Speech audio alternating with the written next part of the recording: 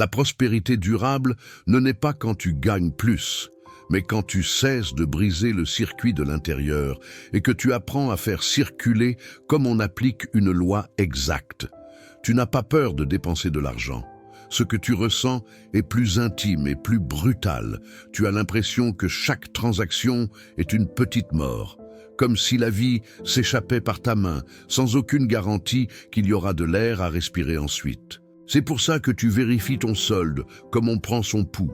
C'est pour ça que tu achètes avec culpabilité, que tu paies tes factures avec colère et que tu économises avec une oppression dans la poitrine que tu appelles prudence, mais qui, en vérité, est une confession silencieuse de méfiance.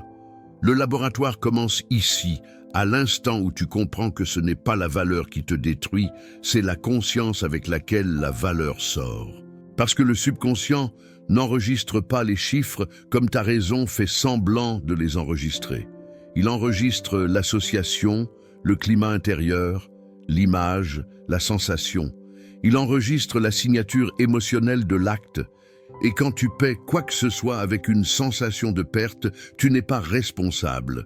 Tu apprends à ta pensée profonde que le monde est un endroit où sortir, c'est mourir.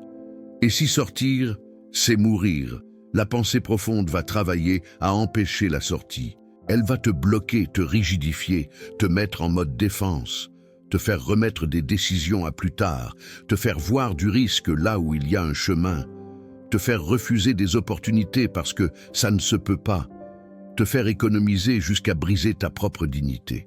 Tu crois te protéger, mais la protection est devenue une prison, et la prison est devenue ton identité. Vient alors le premier renversement, celui qui fait mal à l'ego et sauve le circuit. Tu n'es pas la source, tu es le conducteur. Quand tu essaies d'être la source, tu deviens fou.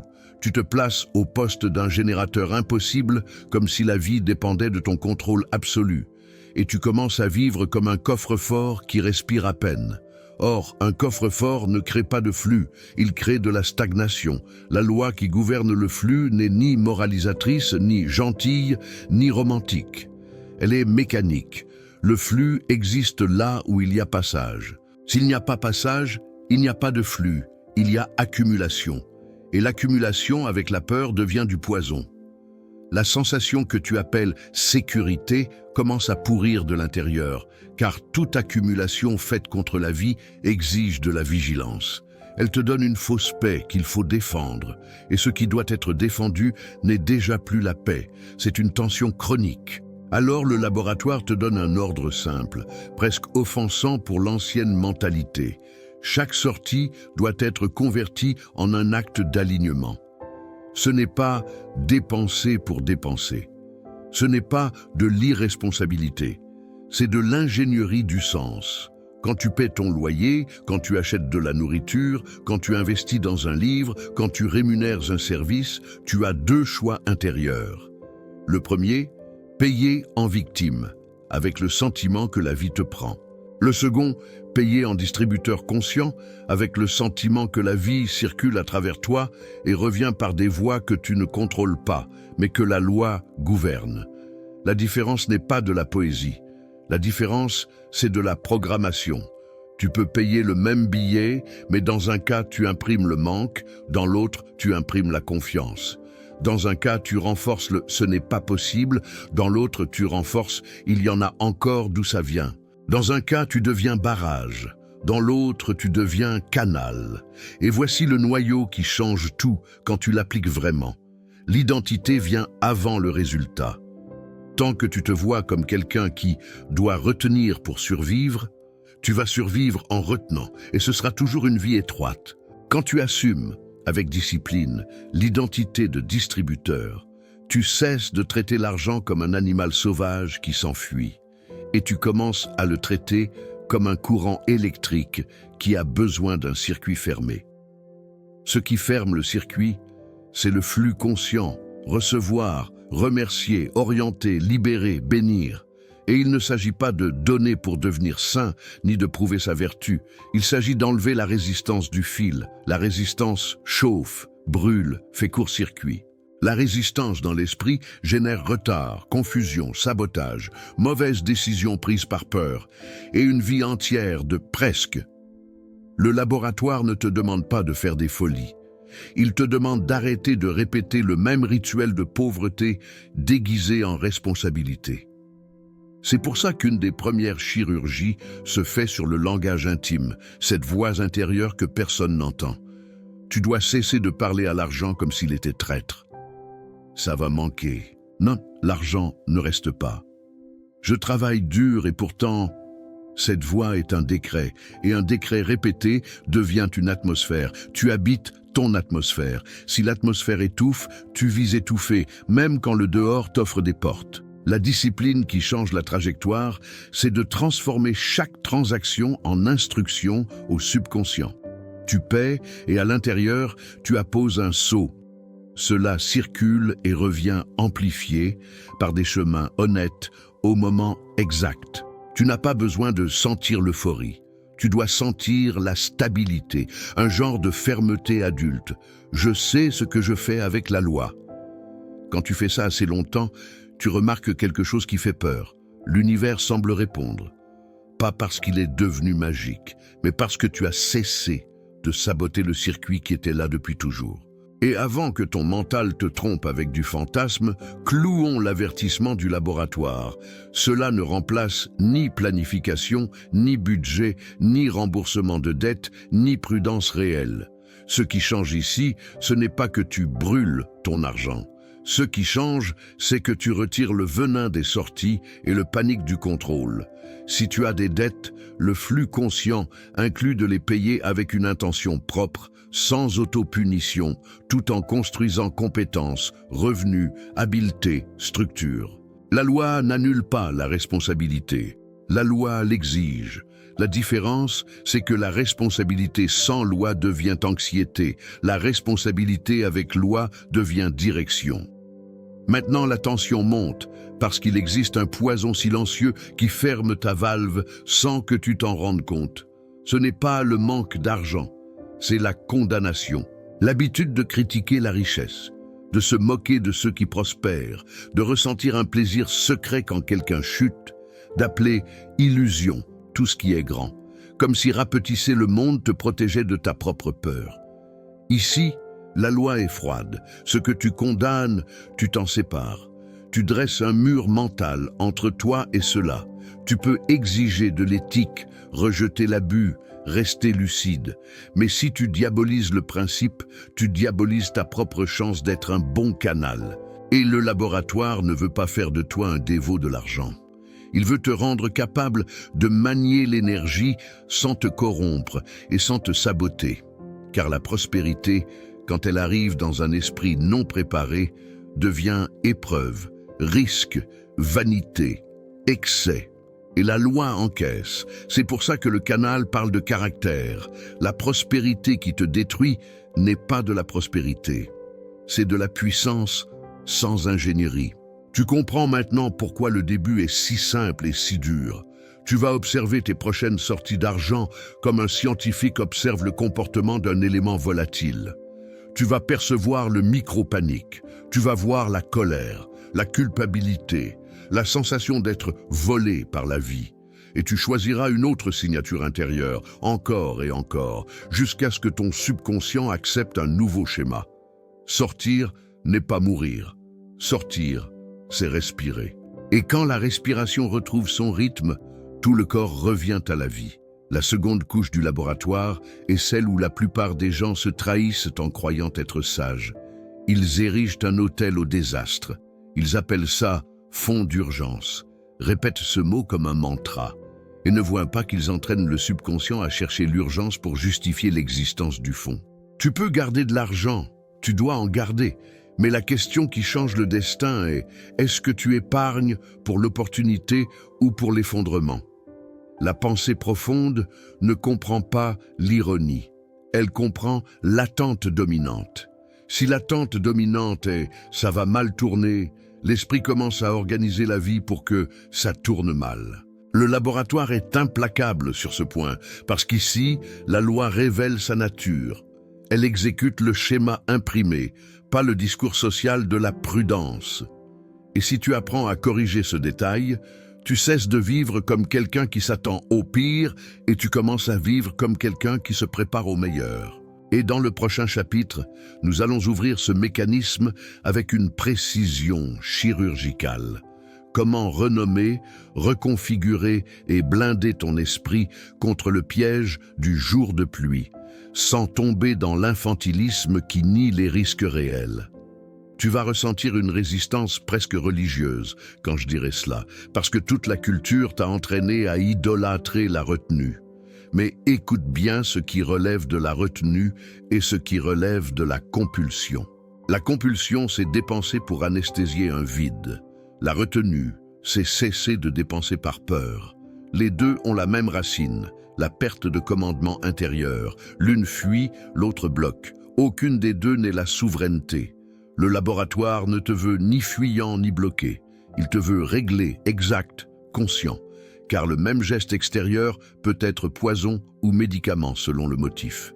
Tu peux acheter quelque chose de simple, avec joie et gratitude, et cela ouvre un passage intérieur.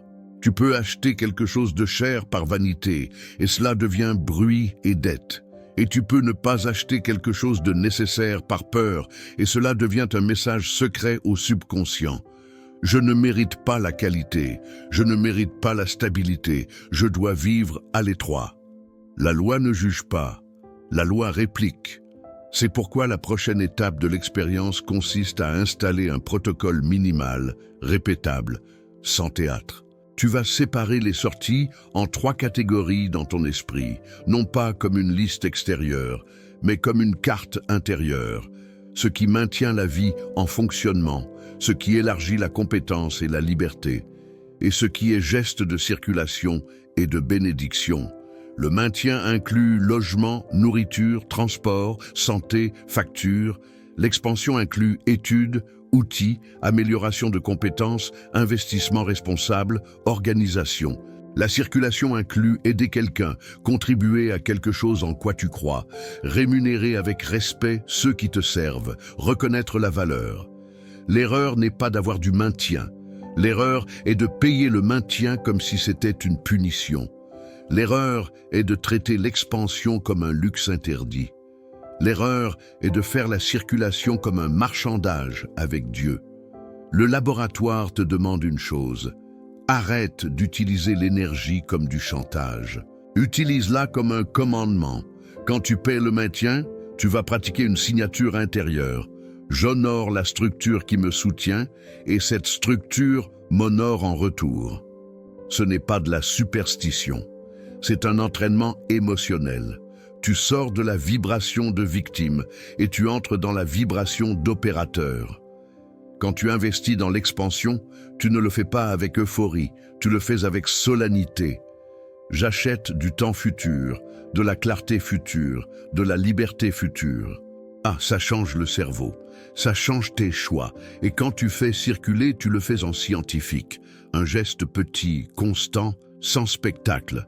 La constance est ce qui enseigne le subconscient. Les grands gestes sporadiques peuvent n'être que de l'ego. Les petits gestes fidèles deviennent identité. Et maintenant, nous entrons dans le poison le plus courant, celui qui se déguise en vertu, le ressentiment envers ceux qui ont. Tu peux avoir des critiques légitimes de certains comportements. Tu peux vouloir justice et dignité sociale. Mais si tu associes richesse et impureté, si tu ressens que l'argent salit, tu as installé un verrou moral dans ton propre système. Tu deviens quelqu'un qui veut prospérer tout en rejetant la prospérité. Et ce conflit est une usine à retard, à auto-sabotage, à opportunité presque. La loi ne négocie pas avec le conflit intérieur. Elle exécute le schéma résultant qui est souvent gagner un peu, perdre un peu, répéter et appeler ça destin. Alors le laboratoire propose une rééducation morale qui n'est ni cynisme ni soumission. Tu vas séparer le principe de la personne. Tu n'as pas besoin de vénérer qui que ce soit. Tu dois cesser de maudire l'énergie. Tu vas affirmer dans un langage simple et ferme quelque chose comme « la richesse honnête dans les bonnes mains devient bénédiction » et je m'entraîne à être des mains justes.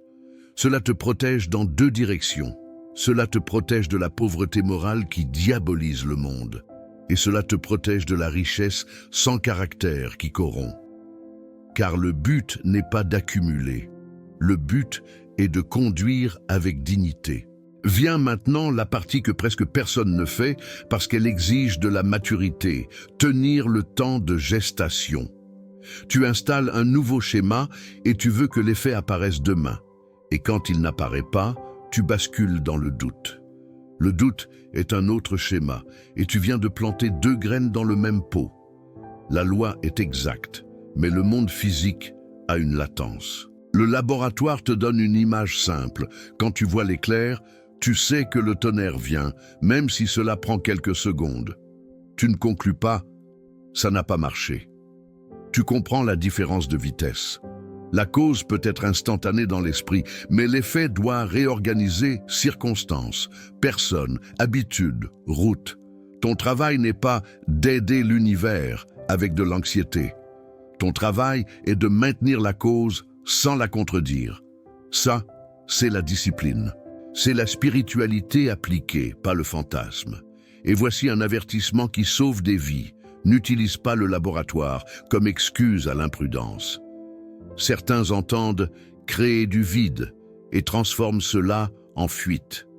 Ils lâchent tout sur un coup de tête, dépensent par orgueil, donnent pour prouver leur foi, puis appellent épreuve spirituelle, ce qui n'était que de l'immaturité. C'est de l'auto-illusion. Et le canal n'est pas un hôtel d'auto-illusion. Le vide n'est pas l'irresponsabilité. Le vide est un espace intentionnel créé avec clarté, dans un plan que ton système nerveux peut soutenir. Si tu veux changer de travail, par exemple, il y a le courage et il y a le suicide financier. Le courage, c'est préparer une compétence, garder une marge, déplacer les pièces, puis faire la coupe nécessaire quand la conscience est stable. Le laboratoire honore la loi, mais honore aussi l'intelligence pratique. Parce que la loi ne te demande pas de te détruire. Elle te demande d'arrêter de te mentir à toi-même. Et maintenant, l'application concrète qui commence à bouger le monde extérieur sans bruit, tu vas choisir une seule transaction par jour à transformer en rituel d'alignement. Un paiement, un achat, un envoi, n'importe quoi de petit. Tu vas respirer avant, enlever le poids de l'acte et exécuter avec une phrase intérieure propre. Tu ne vas pas demander, ni supplier, ni faire de drame. Tu vas déclarer comme un opérateur, je libère avec respect, je maintiens le circuit ouvert, je reçois par des voies honnêtes, j'augmente ma capacité à conduire. Fais-le assez longtemps et quelque chose change. Tu commences à percevoir des occasions de circulation qui ne sont pas compulsives, mais naturelles. Tu vois quelqu'un rendre un service avec excellence et tu éprouves du plaisir à reconnaître. Tu cesses de traverser la vie comme un voleur de miettes et tu deviens quelqu'un qui honore la valeur. Et, encore une fois, ce n'est pas du moralisme, c'est de l'ingénierie d'identité. Nous arrivons maintenant au point où l'esprit essaie de fuir vers un extrême. Soit tu deviens un avare discipliné, soit tu deviens un dépensier manifestant. Les deux sont des enfants déguisés. Le laboratoire te veut adulte. Être adulte, c'est savoir dire oui et non avec la même tranquillité. Être adulte, c'est savoir que l'argent est une énergie et que l'énergie a besoin de direction. Être adulte, c'est construire un fond de sécurité sans offrir un sacrifice à la peur. Et c'est ici que la prochaine étape se révèle comme une lame, le piège du jour de pluie. Parce qu'il ressemble à de la prudence, mais peut-être un sortilège de désastre si ton attente est empoisonnée. Dans le prochain chapitre, je vais te montrer comment changer cela sans perdre la capacité de te protéger, et pourquoi le mot que tu répètes à propos de ton argent peut être le déclencheur invisible qui appelle exactement ce que tu crains le plus. Il existe une différence cruciale entre se préparer et prophétiser. Se préparer, c'est construire une structure pour faire face au réel. Prophétiser, c'est fixer l'esprit sur un scénario de chute et appeler ça du réalisme. Le laboratoire ne te demande pas de nier les risques. Il te demande de ne pas y habiter. Car habiter un risque, c'est vivre avec le corps en état d'urgence. Et un corps en urgence prend de mauvaises décisions, voit peu, réagit trop, et crée exactement le type de vie qu'il redoute. C'est pourquoi, quand tu crées un fond d'urgence avec des images de maladies, d'accidents, de licenciements, de catastrophes, tu ne fais pas qu'épargner. Tu nourris un film intérieur et ce film devient la bande-mère de ton comportement. La loi n'opère pas comme une punition, elle opère comme un miroir. Tu presses la pensée profonde avec une attente de choc, elle cherche le choc. Elle trouve un motif de choc. Elle crée le choc. Et alors tu dis, tu vois, j'avais raison, sans voir que tu étais seulement cohérent avec ton propre commandement. La correction est simple et inconfortable parce qu'elle exige que tu cesses d'utiliser la peur comme identité. Tu ne vas pas arrêter d'épargner, tu vas changer le motif, tu vas changer le nom et, avec le nom, changer l'image. Tu vas cesser d'appeler ça urgence et tu vas appeler ça opportunité. Ça paraît un détail, mais c'est dans les détails que la loi se cache.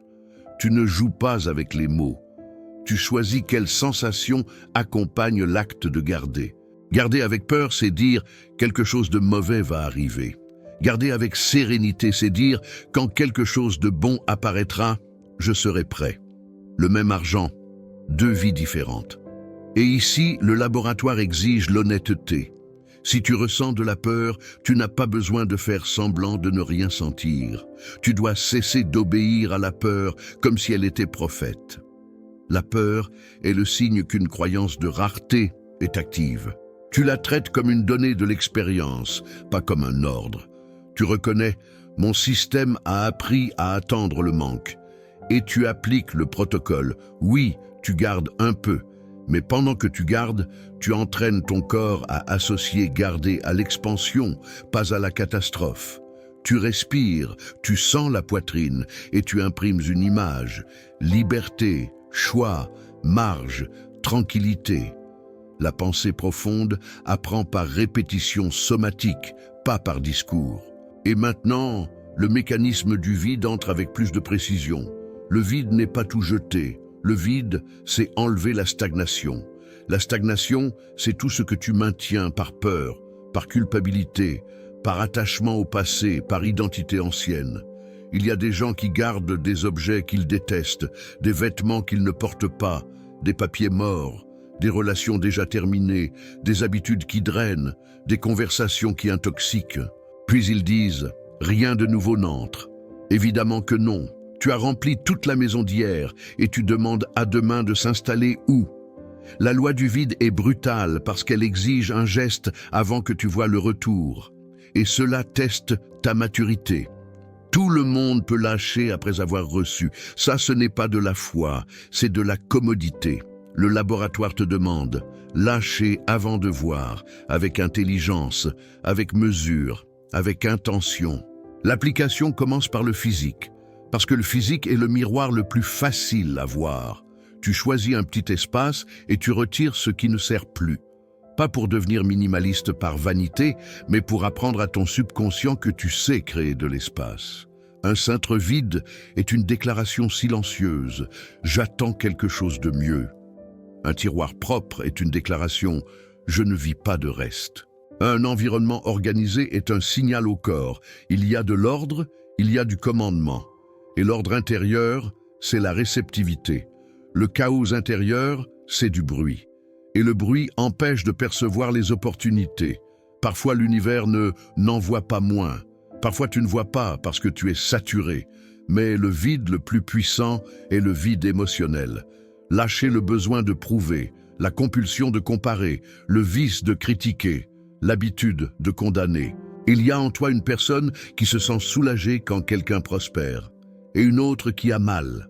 Celle qui a mal appelle souvent cette douleur « justice ». En réalité, c'est souvent de l'insécurité déguisée.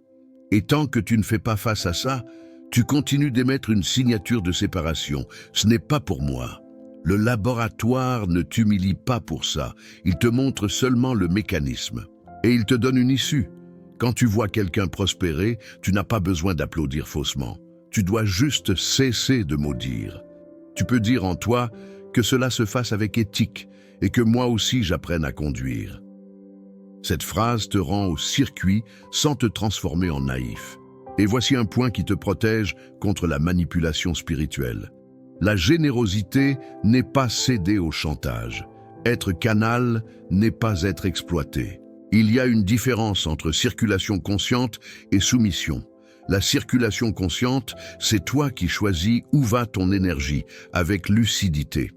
La soumission, c'est donner par culpabilité, pour éviter le rejet, pour acheter de l'amour, pour te sentir bon. Cela crée un autre type de pauvreté, la pauvreté de limite. Le laboratoire t'apprend à être généreux avec une colonne vertébrale. Tu donnes ce que tu peux sans te détruire, et tu refuses d'alimenter des schémas qui maintiennent l'autre et toi dans la dépendance. Ça aussi, c'est la loi. Ça aussi, c'est l'éthique. Maintenant, l'étape la plus délicate du protocole, c'est le temps de vide. Après avoir créé de l'espace, un silence apparaît. Et ce silence fait peur, parce que l'ego déteste l'intervalle. L'ego préfère le déchet connu à l'absence provisoire. Et c'est dans l'intervalle que la loi travaille. C'est là que les circonstances se réorganisent. C'est là que la nouvelle route se forme. Si tu remplis l'intervalle avec le premier substitut bon marché, tu avortes le processus et tu appelles ça malchance. Le laboratoire appelle ça l'impatience.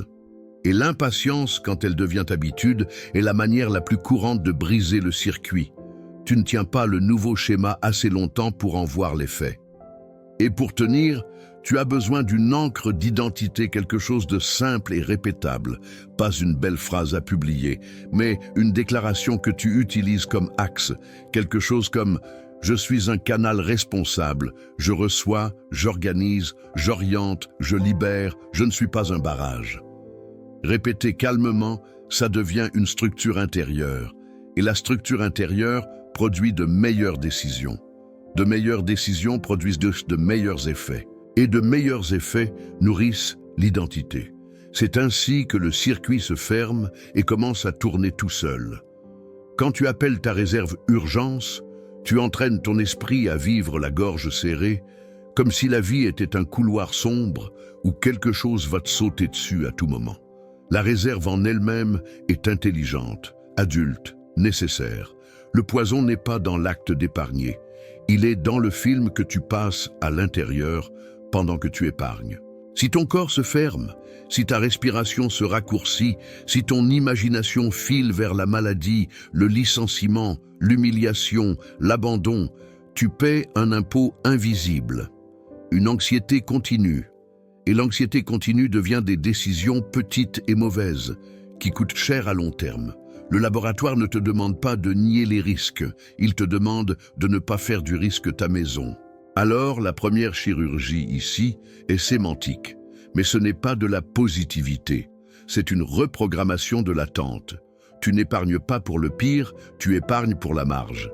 La marge est un mot d'opérateur, espace de manœuvre, liberté de choix, temps de réponse. Quand tu mets de l'argent de côté et que tu te dis intérieurement « cela me donne de la marge », ton corps se détend d'1 degré, et ce degré change tout. La détente n'est pas de la paresse. La détente est l'état dans lequel tu vois. C'est l'état dans lequel tu négocies mieux, tu apprends mieux, tu crées mieux.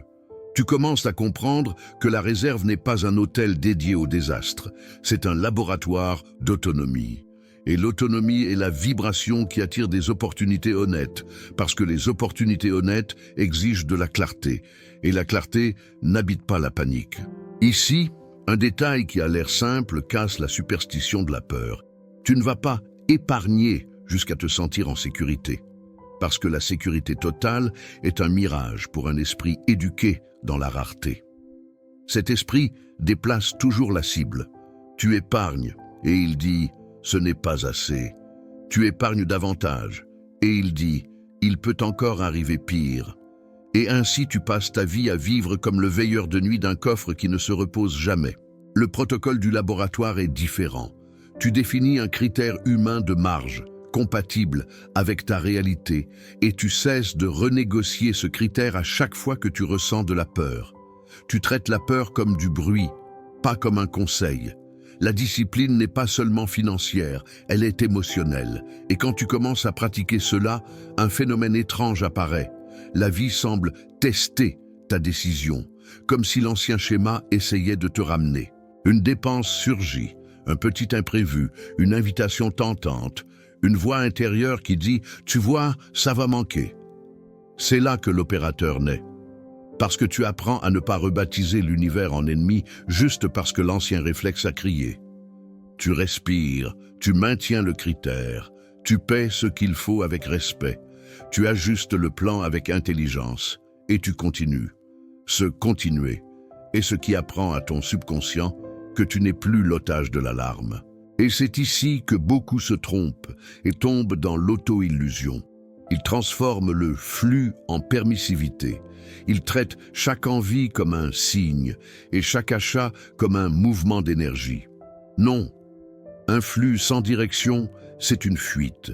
Le laboratoire travaille avec la direction. La direction, c'est savoir pourquoi l'argent sort, où il va et quelle identité tu renforces par cet acte.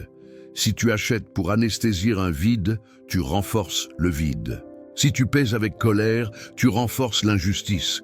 Si tu épargnes avec terreur, tu renforces le désastre. Le même argent devient des messages différents. Et un message répété devient un schéma.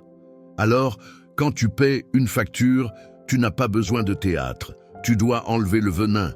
Tu peux te dire intérieurement avec la sobriété d'un scientifique, j'honore la structure, je reste capable, je maintiens le circuit propre. Et c'est tout. Tu ne négocies pas avec l'invisible. Tu entraînes ton propre système à ne plus associer la vie à la perte. Cet entraînement est le début de la prospérité continue, parce que la prospérité continue est, avant tout, une stabilité intérieure face aux sorties et aux entrées. Maintenant, la tension monte sur une partie que presque personne n'admet. Ton argent obéit aussi à ce que tu ressens quand tu vois l'argent des autres. Si ton âme fait un petit nœud quand quelqu'un prospère, si tu sens que ce n'est pas juste, si ton esprit court vers « il a dû faire quelque chose de mal », tu as installé une barrière morale et émotionnelle. Et la barrière morale est plus forte que le manque de technique, parce qu'elle agit comme un veto. Tu essaies de manifester, tu essaies de travailler, tu essaies de planifier, mais au fond, il y a un juge qui dit « la richesse corrompt, la richesse est sale, la richesse est pour les pires. Comment vas-tu laisser quelque chose que tu juges sale venir dans ta main ?» Le subconscient va empêcher ou il va permettre puis saboter parce qu'il veut garder ton identité propre selon cette croyance. Le laboratoire ne te demande pas d'idolâtrer la richesse. Il te demande de nettoyer le veto. Tu peux détester la corruption et aimer la justice tout en permettant une prospérité honnête. Tu peux critiquer les excès et respecter l'énergie de la valeur. Et surtout, tu peux décider de devenir un lieu sûr pour que l'énergie passe sans te déformer. Ce point devient encore plus acide à l'ère des écrans, parce qu'aujourd'hui tu as une machine à jalousie dans ta poche. Tu ouvres une application et tu vois quelqu'un voyager, quelqu'un acheter, quelqu'un exhiber, quelqu'un gagner. Et ton corps réagit avant ta raison. La réaction est microscopique, mais répétée, elle devient atmosphère. Tu commences à vivre dans un tribunal intérieur, en jugeant des vies étrangères, et cela te sort du circuit. Parce que le circuit exige la reconnaissance de la valeur. Tu n'as pas besoin d'admirer la personne, tu dois reconnaître le principe. La valeur, lorsqu'elle est générée et échangée, circule. Si tu entraînes ton regard à nier la valeur, tu entraînes ton esprit à ne pas percevoir la valeur, même en toi. L'hygiène mentale fait partie ici de l'auto-soin spirituel du canal. Tu ne te nourris pas de condamnation et tu t'attends ensuite à récolter l'expansion. Ce que tu consommes devient ton climat et ton climat devient ton commandement. Alors, le laboratoire te donne une pratique qui paraît petite, mais qui est chirurgicale. Chaque fois que tu sens l'épine de la comparaison, tu n'essaies pas de te convaincre que tu es évolué. Tu changes simplement le commandement. Tu te dis intérieurement que cela soit éthique et soutenu et que j'augmente ma capacité à conduire. Regarde comme cela te protège des deux côtés. Tu ne deviens pas un adorateur naïf de l'ostentation, et tu ne deviens pas non plus un amer qui se coupe les ailes. Tu reviens à l'axe de l'opérateur, la capacité. Parce que le vrai focus n'est pas avoir, c'est être capable. Et quand ton identité devient « je suis capable », l'argent commence à obéir comme conséquence de la compétence, de la direction et de la clarté, pas comme un prix magique. Mais il y a ici un danger que je dois poser sur la table avec froideur, parce que le canal ne joue pas avec le pouvoir.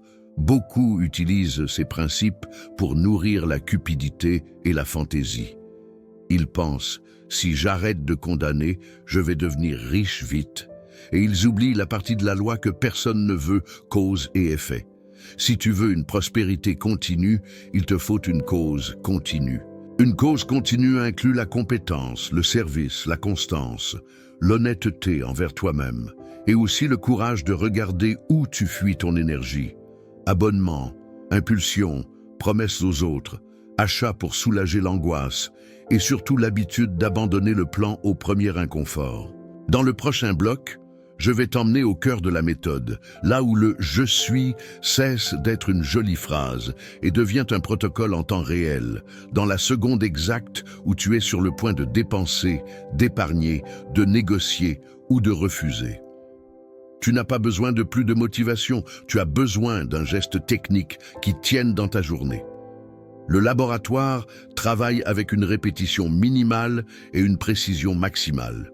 Et c'est ici que l'identité « je suis » apparaît comme outil, pas comme poésie. Parce que le « je suis » est le commandement mère que le subconscient suit sans discuter. Le problème, c'est que la plupart des gens utilisent le « je suis » comme un slogan, mais vivent comme s'ils disaient « je suis peur »,« je suis culpabilité »,« je suis retard ». Ils ne voient pas que le décret réel est la sensation dominante, pas la phrase prononcée. Alors, la méthode commence par une micro-fenêtre, l'instant avant l'action. Avant d'acheter, avant de payer, avant de transférer, avant de dire oui, avant de dire non. Cet instant est une porte. Si tu franchis la porte en pilote automatique, tu répètes l'ancien. Si tu la franchis en conscience, tu installes le nouveau. Le protocole est court parce qu'il doit survivre à la vie réelle. Tu poses 1 seconde et tu demandes sans drame, quelle identité est-ce que je renforce avec ça? Si la réponse est « je renforce le manque », tu n'as pas besoin d'abandonner l'action. Tu dois changer la signature. Tu respires, tu relâches les épaules et tu choisis une déclaration intérieure adulte et plausible. La plausibilité est cruciale car le subconscient rejette la fantaisie comme il rejette un corps étranger. Quelque chose comme « je suis un conducteur responsable, je libère avec ordre, je reçois avec ordre, je ne panique pas ». Tu vois la différence. Cela ne promet ni millions, ni miracle, ni perfection. Cela promet une posture.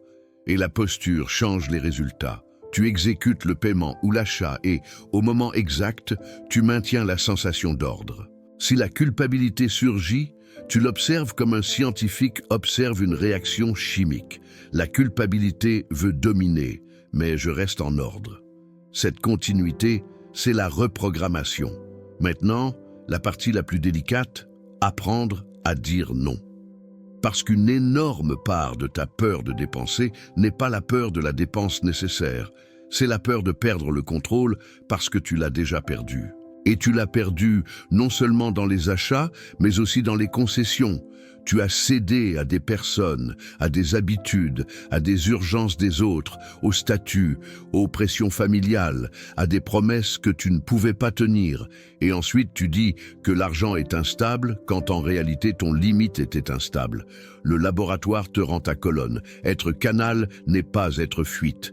L'argent respecte les limites claires, parce que les limites claires sont le signe d'une identité forte. Quand tu apprends à dire non calmement, tu n'as plus besoin de retenir avec terreur, parce que tu sais que tu ne seras pas emporté par le courant.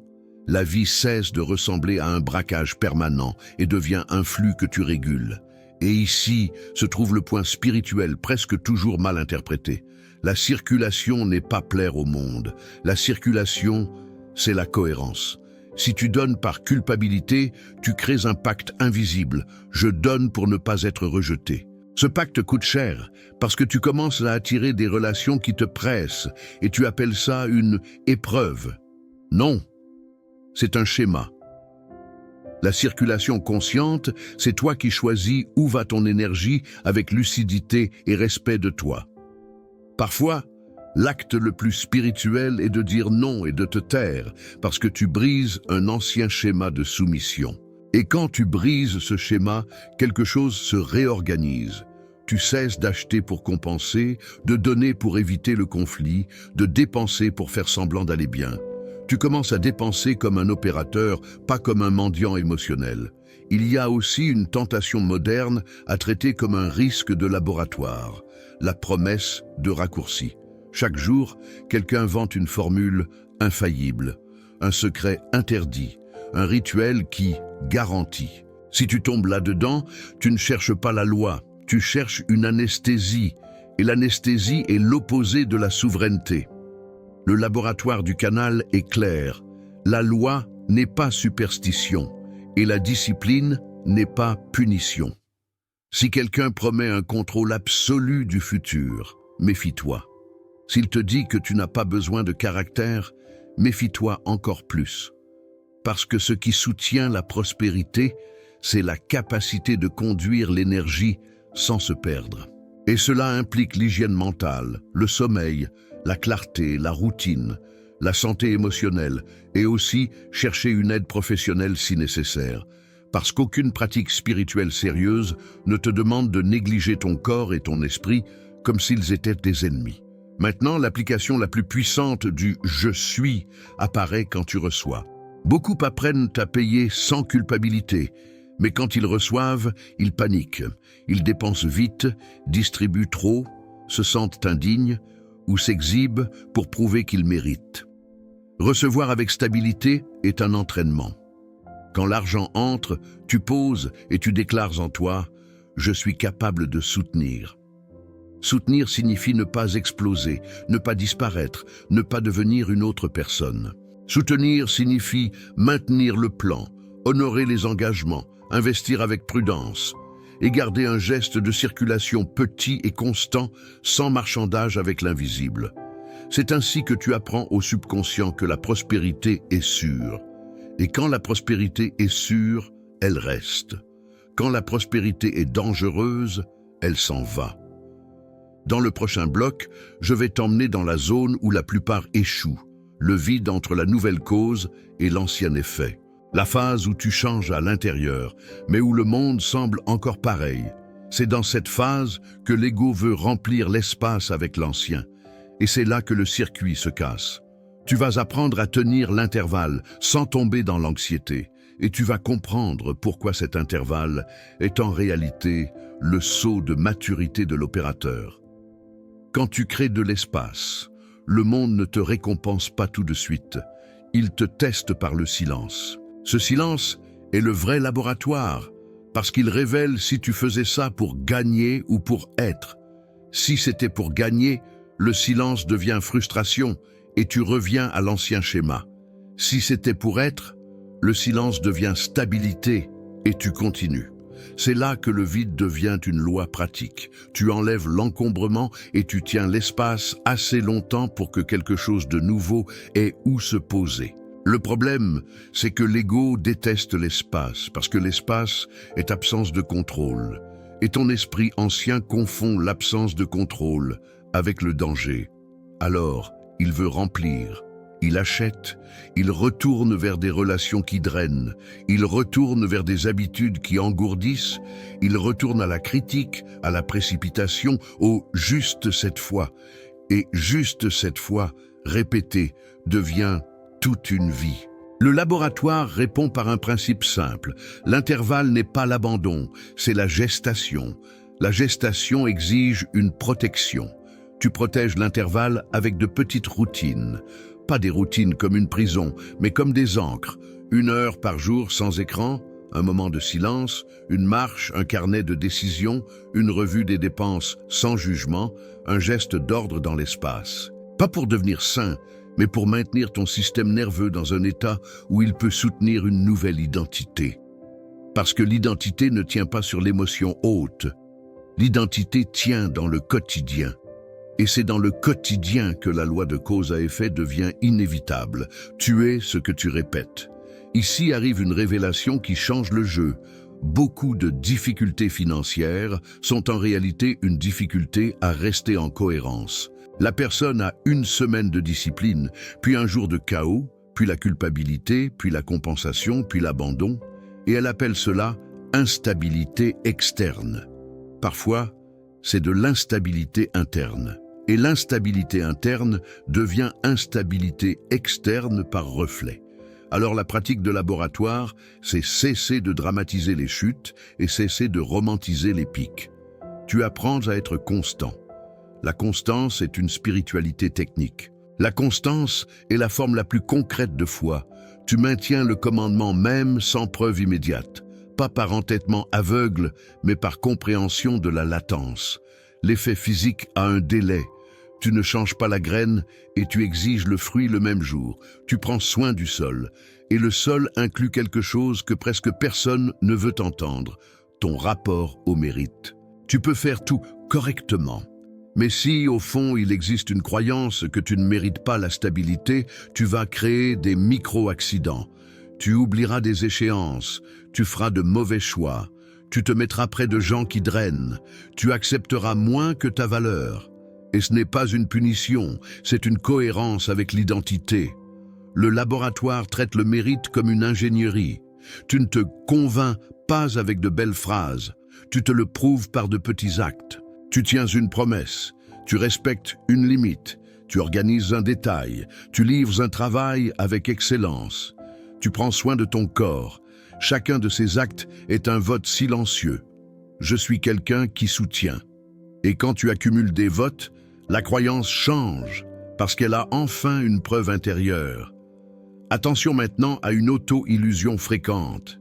Confondre, soutenir et se durcir. Certains essaient de devenir disciplinés et deviennent cruels avec eux-mêmes. Ils coupent toute joie, transforment la vie en pénitence et appellent ça maturité. Cela casse le circuit aussi, parce que le circuit exige de la vitalité. La vitalité, c'est le plaisir propre, le repos, la beauté, la présence. Si tu élimines la vitalité, tu deviens un travailleur épuisé qui tente de manifester avec un corps brisé. Ça ne tient pas longtemps. Le laboratoire te veut entier. La prospérité continue n'est pas seulement de l'argent, c'est de la capacité. Et la capacité inclut l'énergie physique, l'énergie émotionnelle, l'énergie mentale. Tu ne sacrifies pas le corps pour adorer un chiffre. C'est une autre forme d'idolâtrie. Et puis arrive une preuve qui fait peur. Quand tu commences à ajuster le circuit, l'argent peut même augmenter, mais le premier effet qui apparaît n'est pas un miracle. C'est la perception. Tu commences à voir où tu fuyais. Tu vois des signatures cachées. Tu vois des achats qui étaient une anesthésie. Tu vois des relations qui te mettaient en mode culpabilité. Tu vois des promesses que tu faisais pour être aimé. Tu vois à quel point tu te trahissais pour rentrer dans une case.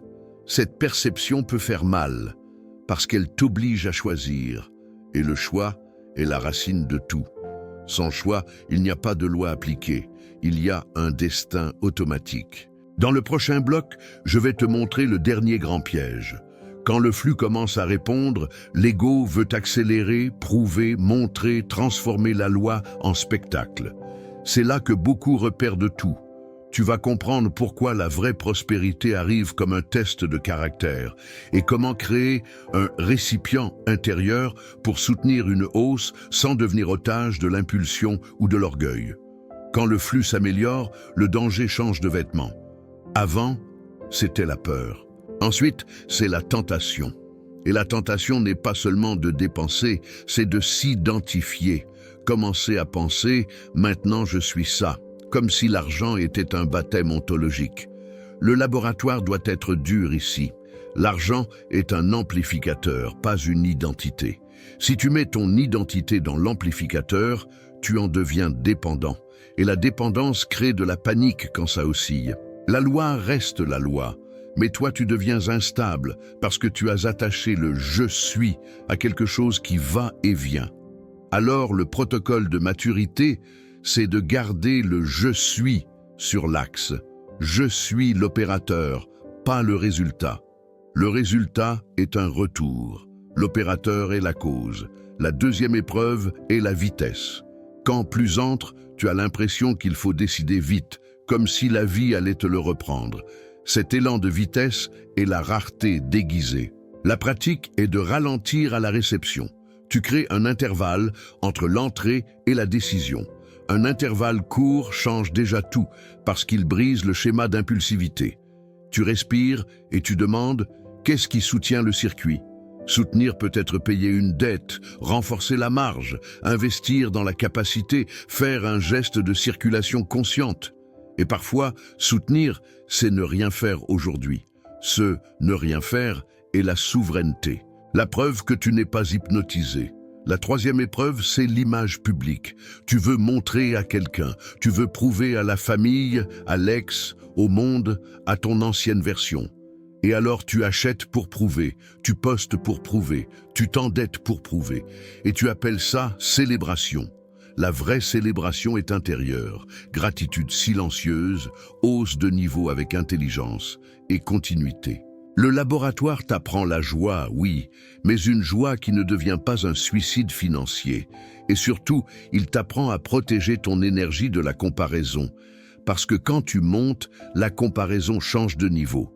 Tu te compares à ceux qui ont plus. Si tu ne règles pas ça maintenant, tu n'auras jamais la paix, parce qu'il y aura toujours quelqu'un au-dessus. La paix ne vient pas d'arriver au sommet, elle vient de sortir du tribunal. C'est pourquoi la prospérité continue exige une éthique intérieure simple. Tu ne fais pas de l'argent un dieu et tu n'en fais pas non plus un démon. Tu le traites comme un outil de circulation de la valeur. Tu honores la valeur que tu offres au monde. Tu améliores cette valeur. Tu apprends à facturer avec dignité. Tu apprends à dépenser avec conscience. Tu apprends à épargner avec marge. Tu apprends à contribuer sans te détruire. Et tu gardes le cœur propre de la condamnation. Propre, non pas au sens naïf, mais au sens technique, sans bruit inutile. Moins il y a de bruit, plus il y a de signal. Et plus il y a de signal, plus tu perçois les routes réelles que la vie t'offre.